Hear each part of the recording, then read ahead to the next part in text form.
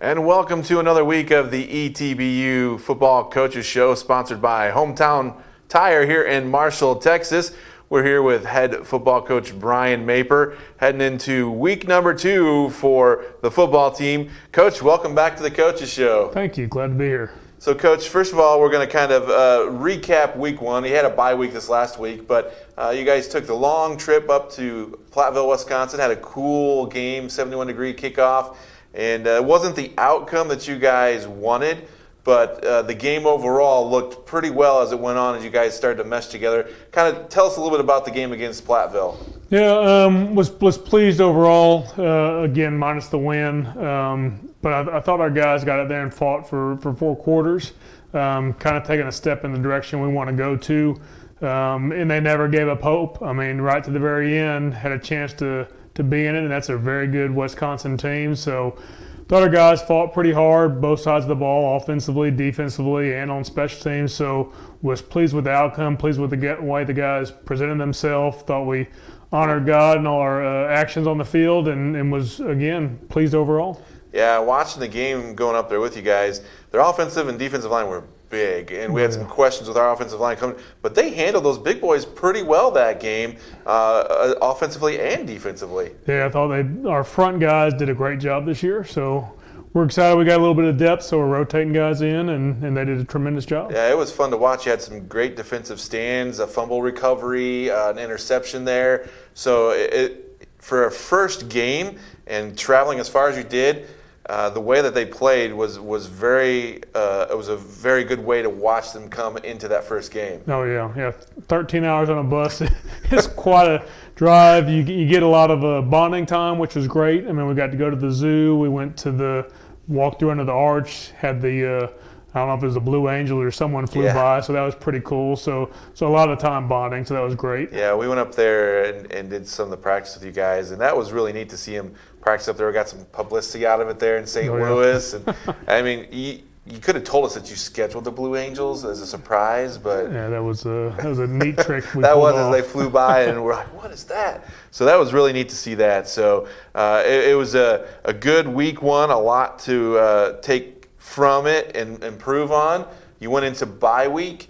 Talk a little about what you guys did on bye week, how the team responded with this going into the week where they had the week off. We practice every day of the week, so kind of got after it, got to get a little jump start on Texas Lutheran. Took pictures, always take pictures in bye weeks because pictures are not one of the most fun things to do with 130 guys, but got that out of the way.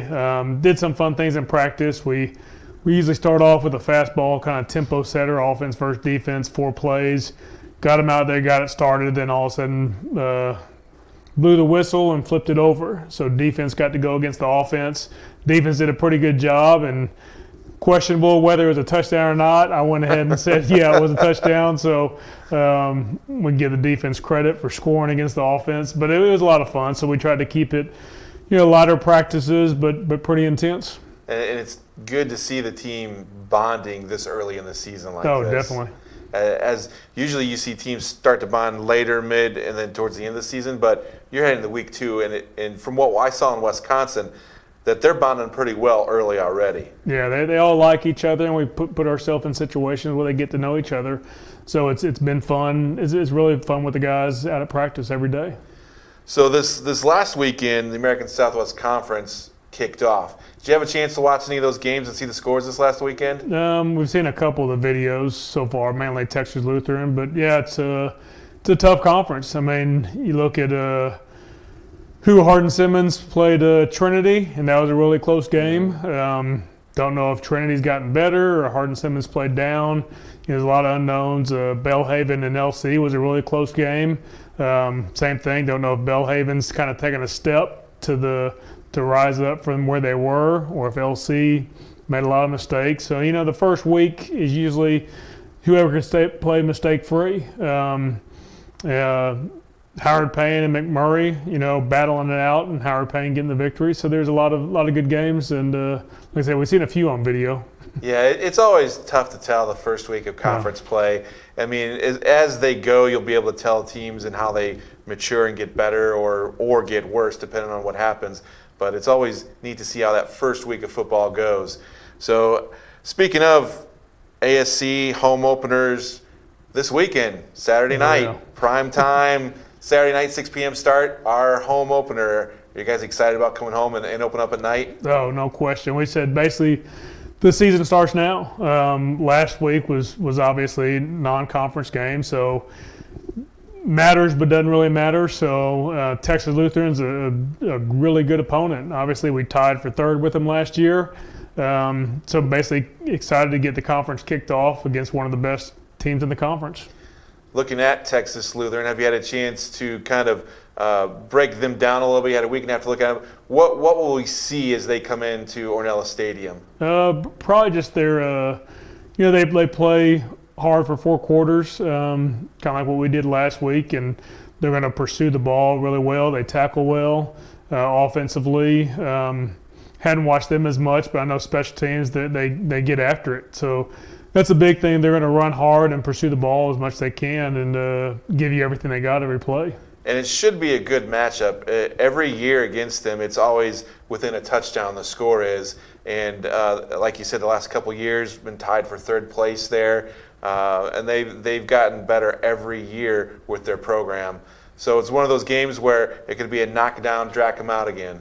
Oh, definitely. I mean, they're really well coached, probably one of the best coached teams in the conference. They put their guys in positions where they'd be successful. And like I said, the kids play hard. So I think it's going to come down to who fights the hardest. I think both teams will fight hard for 4 quarters, and then who's mistake-free, who could capitalize on mistakes.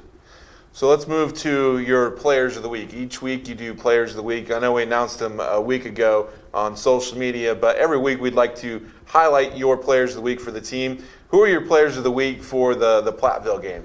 Well, special teams, we gave them to the kickers. Caleb Q kicked in his first game, did a great job on kickoffs. Field goal, had 1 field goal and 3 extra points.